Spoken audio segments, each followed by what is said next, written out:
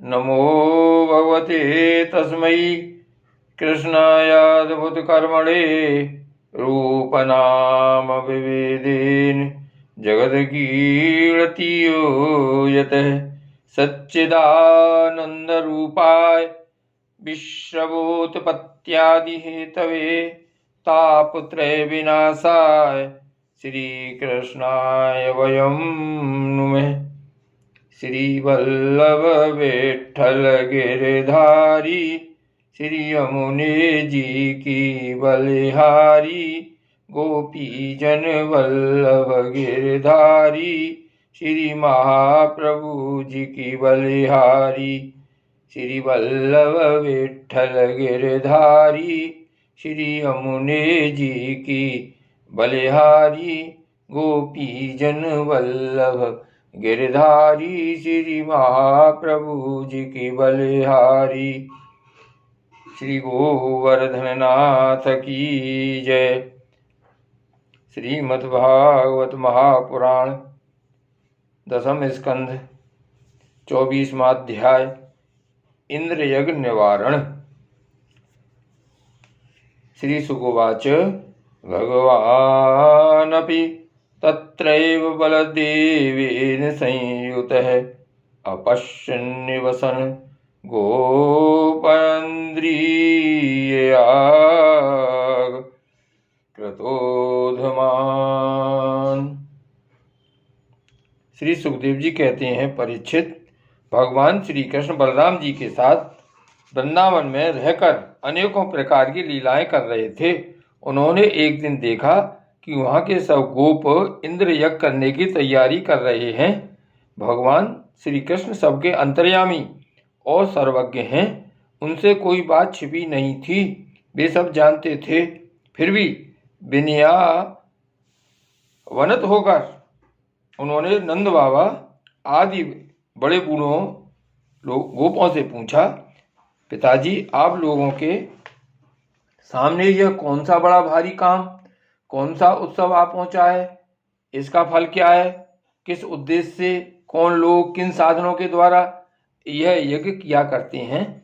पिताजी, आप मुझे यह अवश्य बतलाइए। आप मेरे पिता हैं और मैं आपका पुत्र। ये बातें सुनने के लिए मुझे बड़ी उत्कंठा भी है।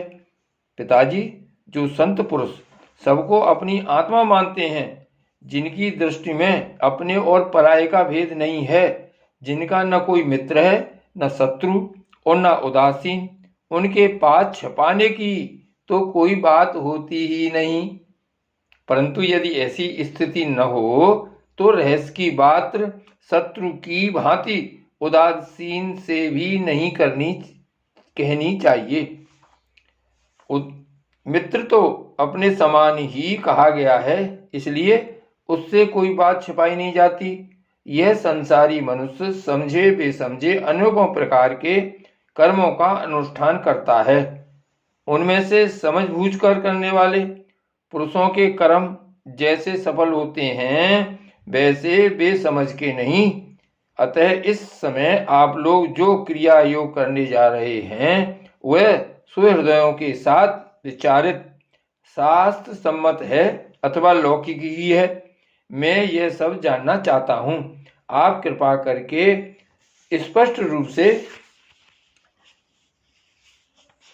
बतलाइए। श्री भगवान ने कहा, पिताजी, प्राणी अपने कर्म के अनुसार ही पैदा होता है और कर्म से ही मर जाता है। उसे उसके कर्म के अनुसार ही सुख दुख भय और मंगल के निमित्तों की प्राप्ति होती है।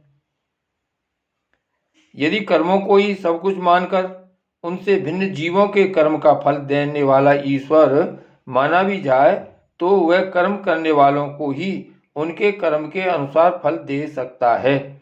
कर्म न करने वालों पर उसकी प्रभुता नहीं चल सकती। जब सभी प्राणी अपने अपने कर्मों का ही फल भोग रहे हैं, तब हमें इंद्र की क्या आवश्यकता है? पिताजी, जब वे पूर्व संस्कार के अनुसार प्राप्त होने वाले मनुष्यों के कर्म फल को बदल ही नहीं सकते, तब उनसे प्रयोजन मनुष्य अपने स्वभाव पूर्व संस्कारों के अधीन है, वह उसी का अनुसरण करता है। यहाँ तक कि देवता, असुर, मनुष्य आदि को लिए हुए यह सारा जगत स्वभाव में ही स्थित है। जीव अपने कर्मों के अनुसार उत्तम और अधम शरीरों को ग्रहण करता और छोड़ता रहता है। अपने कर्मों के अनुसार ही यह शत्रु है, यह मित्र है, यह उदासीन है, ऐसा व्यवहार करता है। कहाँ तक कहूँ, कर्म ही गुरु है और कर्म ही ईश्वर। इसलिए पिताजी, मनुष्य को चाहिए कि पूर्व संस्कारों के अनुसार अपने वर्ण तथा आश्रम के अनुकूल धर्मों का पालन करता हुआ कर्म का ही आदर करे। जिसके द्वारा मनुष्य की जीविका सुगमता से चलती है, वही उसका इष्ट देव होता है। जैसे अपने विवाहित पति को छोड़कर जार पति का सेवन करने वाली व्यभिचारिणी स्त्री कभी शांति लाभ नहीं करती, वैसे ही जो मनुष्य अपनी आजीविका चलाने वाले एक देवता को छोड़कर किसी दूसरे की उपासना करते हैं, उससे उन्हें कभी सुख नहीं मिलता। ब्राह्मण वेदों के अध्ययन अध्यापन से, क्षत्रिय पृथ्वी पालन से, वैश्य वार्ता वृत्ति से और शूद्र ब्राह्मण, क्षत्रिय और वैश्यों की सेवा से अपनी जीविका निर्वाह करें। वैश्यों की वार्ता वृत्ति 4 प्रकार की है: कृषि, वाणिज्य, गोरक्षा और ब्याज लेना।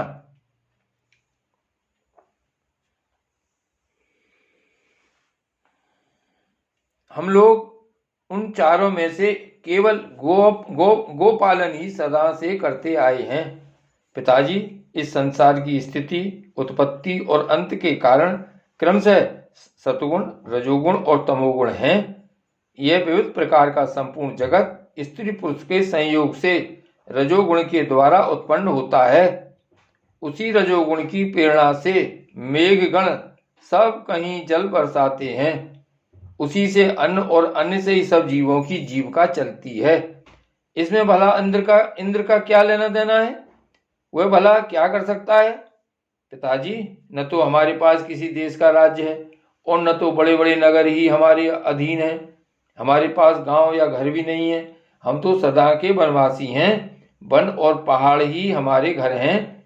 इसलिए हम लोग गौओं, ब्राह्मणों और गिरिराज का यजन करने की तैयारी करें। इंद्र यज्ञ के लिए जो सामग्रियां इकट्ठी की गई हैं, उन्हीं से इस यज्ञ का अनुष्ठान होने दें।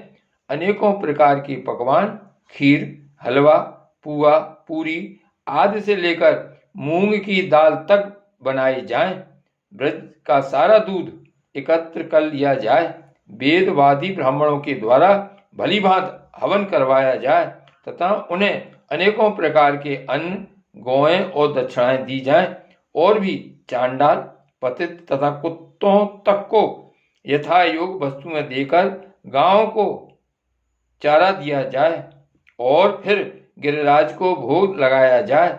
इसके बाद खूब प्रसाद खा पी कर, सुंदर सुंदर वस्त्र पहनकर, गहनों से सजा लिया जाए और चंदन लगाकर गौ, ब्राह्मण, अग्नि तथा गिरिराज गोवर्धन की प्रदक्षिणा की जाए। पिताजी, मेरी तो ऐसी ही सम्मति है। यदि आप लोगों को रुचे तो ऐसा ही कीजिए। ऐसा यज्ञ गौ, ब्राह्मण और गिरिराज को तो प्रिय होगा ही, मुझे भी बहुत प्रिय है। श्री सुखदेव जी कहते हैं, परीक्षित, कालात्मा भगवान की इच्छा थी कि इंद्र का घमंड चूर चूर कर दें। नंद बाबा आदि गोपों ने उनकी बात सुनकर बड़ी प्रसन्नता से स्वीकार कर ली। भगवान श्री कृष्ण ने जिस प्रकार का यज्ञ करने को कहा था, वैसा ही यज्ञ उन्होंने प्रारंभ किया। श्री राज धरण की जय।